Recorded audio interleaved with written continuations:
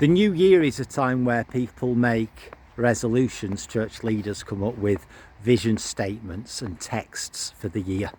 In Philippians 3:10, Paul said, I want to know Christ, the power of his resurrection and the fellowship of sharing with him in his sufferings.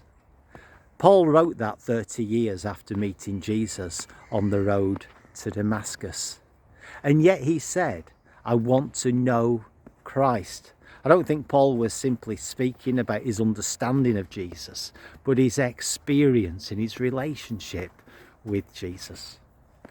And Paul spoke about the power of his resurrection. Again, I'm not convinced he was simply speaking about healing or deliverance. I believe that he was speaking about the power of resurrection life, where our sinful nature is put to death in order that we would live in the goodness of all that is available for us in Christ Jesus.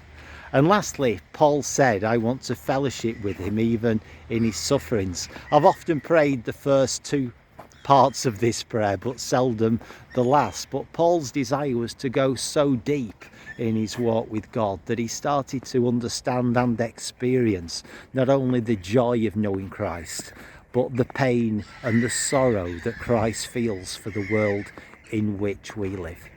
And so I pray God's goodness towards you in 2026. And I pray that you would be richly blessed and those vision statements will be fulfilled.